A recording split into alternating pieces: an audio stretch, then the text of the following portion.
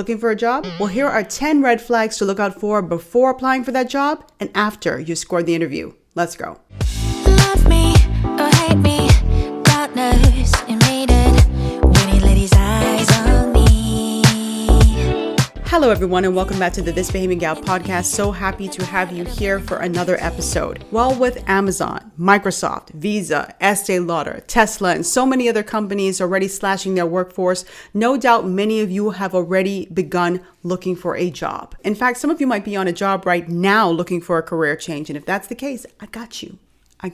I've worked in so many different roles, and I can tell you the 10 red flags that you need to keep an eye out for. Now, if you're one of the people who scans job posts, and don't feel bad, I'm not judging you, I've done this myself, and you go immediately to the salary and benefits section without giving a second glance to the job description and seeing if this is exactly the job you want, you've got to be very careful here. You've got to slow down. Many of you are missing or ignoring red flags that let you know straight up that this is not the company for you. So I'm going to be counting down from 10 to 1, all of the things that you need to look out for. And believe me, you are going to want to stick around for number 1 because it's one of those things that people rarely talk about. So let's go. Number 10, the company doesn't have a lot of information online. Do a quick Google search of the company. What are you finding? Most companies should have some sort of online presence, whether they have a website or they have social media accounts or YouTube, or they should be present in some sort of trade magazine. There should be something that gives you some indication about the company that you're seeking to work for. But if you find yourself scouring the internet looking for something, anything on the company, and you keep coming up empty-handed, that's a red flag. The company could be a startup that's trying to find its footing, or it could be a really crappy company trying to keep a low profile, or it could be a mob organization. We like to keep things really quiet. Either way, you should know as much as you can about the company you're applying to, and that information shouldn't have to come during the interview stage. Number 9, they don't post a salary range. Now, some people don't have an issue with this, but I do. If you're trying to attract top talent into your ranks, why waste their time dragging them into the interview stage only for them to find out then that what you're offering is significantly below their asking price? In the US, several states have passed pay transparency legislation requiring employers to disclose pay ranges for positions. Now, I'm very fortunate because here in Washington, D.C., where I live, we happen to be one of those places. Also, according to a 2023 survey by Gartner HR, 68% of candidates say they expect to see salary information in job postings, and 64% of candidates say they are more likely to apply to a job that lists compensation in their description. 44% of candidates say they decided not to apply to a job in a 12-month period because the job description did not list the salary. Number 8. And this is one of my biggest pet peeves. The job description is never ending. And I'm sure a lot of you have your own personal experiences with this. The long list of duties tells me 3 things. Number 1, your company is severely under-resourced, so your candidate is going to be wearing multiple hats. Number 2, you don't have a defined focus for the role, so you're just throwing any and everything at the candidate hoping that they bite. And number 3, your candidate is going to be burnt out in 2 weeks. For those types of job descriptions, there seems to be no limit in the scope of work. So as far as I'm concerned, there needs to be no limit in the scope of compensation. But that's just me. You can tell me what you think down below in the comment section. Number 7, you're finding recurring problems on Glassdoor. So for those of you unfamiliar with Glassdoor, it's a website that allows job seekers to see information on a potential employer. So current or former employees can anonymously share their experiences about their time at the company, and you'll learn about the problems, the pros, the cons of the job, and how management functions. So let's just say you want to work in tech and you want to work for Google. Google sounds so cool. Google sounds great, but you know nothing about Google from the inside. You only know the outside. So you can go to Glassdoor and you will see what it's like, what the culture is like, what management is like. Does Google not pay on time? You'll find that out from the employees there.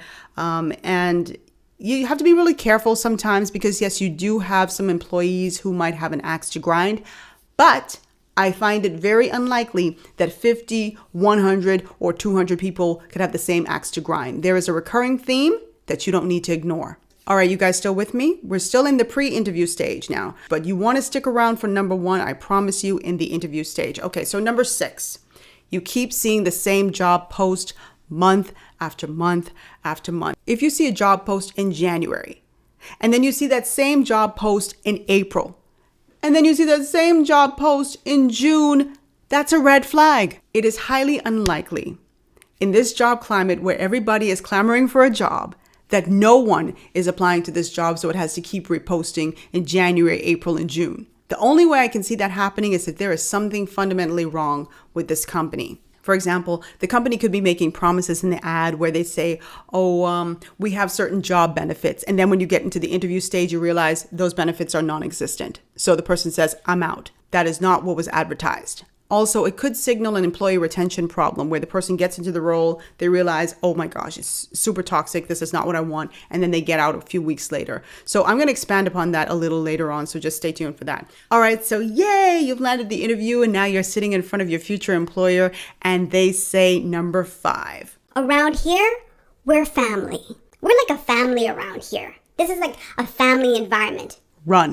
This is not your family. If you mess up, you're gone. You don't meet your sales goals, you're gone. You call out too many times because you're sick or you're tending to a sick child or a sick parent, you're gone. You are only considered family to the extent that you can be used. Oftentimes, this is a manipulative tactic that a lot of employers will employ to get employee loyalty. They want their employees to give way more than they should. And as family, you're going to be making a lot of sacrifices in this role, be it earning below market pay or having your boss encroach on your personal time. So be careful about the we're a family title. Well, if you made it this far, we're getting so close to the number 1 red flag. So stay tuned for that. Number 4, too many captains, not enough crew. If you're in the interview stage, you need to look around and ask your boss to be, who's your team? Who's going to be in your team? Now, if your boss or your future boss is staring at you like this and they're like, well, there it is. You're the team. Red flag. You will be run ragged trying to accomplish the work of several people without the paycheck of multiple people. Even if you're working for a small business, you shouldn't be expected to process payroll, do the marketing, answer the phones, be the personal assistant. It's too much. You're going to burn out very quickly. And even worse than that, if you're answering to too many captains, if you're taking commands from multiple people, things are going to get very confusing and it's going to be very difficult for you. And if they're at odds, you're going to be caught in the middle. Number 3, the past 6 months have been a revolving door. And I touched on this a little earlier. So during the interview stage, few people ask why a role is vacant. I have been in the position to hire people. And I can tell you, like when that time comes, very few people even ask questions. Like we will ask people questions all the time, but they don't ask not one question. They don't even care to know why the role is vacant. When you go into the interview, ask why there's an opening and try to glean why the person who was there before you left. How long were they there before they left? Were they there for years? Were they there for months? Were they there for weeks? Were they there for days? Were they there for hours? You want to know why somebody would have walked in and left so quickly or why they left after a few years. If it's the latter, if somebody left after a few hours, a few weeks, or a few months, it could be a sign of a real red flag. It says that the person saw or experienced something that they did not like, whether it's toxicity or the way that their boss treated them. Whatever happened, they saw something that caused them to quit quickly. Now, many of you who are listening to this episode, you know just how difficult it is to land a job these days. So for someone to walk away from that job very quickly, that should tell you something. By the way, we're almost to the finish line, but number 2, read the room. When you walk into the boardroom, or the conference room or the employer's office, wherever they're interviewing you, take a look around at what the other employees are doing. How are their faces set? What's their disposition? Do they look happy? Do they look engaged? Are they engaging with you? Are they smiling with you? Are they being nice towards you? Are they welcoming? Or do they have sort of like a sour look on their faces? Are they in the corner snickering, like chuckling really low? Knowing that you just walked through the office. What are they saying? Do you see somebody in the corner making the sign of the cross? Those current employees are your greatest clues to what it's like to work in that office. Also, and this is part of reading the room, ask the interviewer what it's like to work there. Ask them about the company culture. Ask them, and I've asked people this question before, tell me 3 reasons why I wouldn't want to work here. Tell me why I would not want to work here or I shouldn't work here. Now that usually gets a few chuckles and, oh, I can't find a reason. I say there has to be a reason. You know, why did the person leave this role? Tell me. This is your chance now to really grill that person. A lot of times people go into interviews and they think it's just about them being interviewed. The person wants an employee, but you also want a job. And is this the right fit? Is this the place where you want to be? So definitely ask them those questions and don't be shy about it. Let them see, okay, this person is serious. And then that gives you further insight as to whether you would be a good match. If you see that employer is showing some hesitancy, they're reluctant to answer any of those questions, or they're sort of like brushing it off, red flag, run. And now this brings us to number 1. And I know a lot of you are like, well, what's number 1? Because the family thing, you live like a family around here. That's usually the one that people say, oh yeah, run when you hear that. But what's number 1? I'll tell you what number 1 is. And it's something that a lot of people don't give a lot of thought to. Number 1 is the company doesn't research you. How many of you have applied for a job and the potential employer doesn't even do any background checks on you? Now, I'm not talking about if you're applying for a federal job, you're in the CIA, they're going to do their due diligence. But I'm talking about in the private sector. You go for any type of job and they're just like, oh, this is your degree. This is your so-and-so. Okay, they don't ask to see copies of your degrees. They don't do any reference checks. They don't have anything in hand other than your word. And they say, when can you start? That's a major red flag for me because it says that they do not value their business, that they can let a complete and virtual stranger off the street and into their ranks without properly vetting them. It also signals to me that they just want a warm body in there to do the job. Without properly investigating you, the employer will never fully trust you, which means that if something were to go wrong in the business or something were to go missing in the business, let's just say some money went missing or some very expensive equipment went missing, they're going to naturally just look at you because they don't know you, because they did not properly vet you.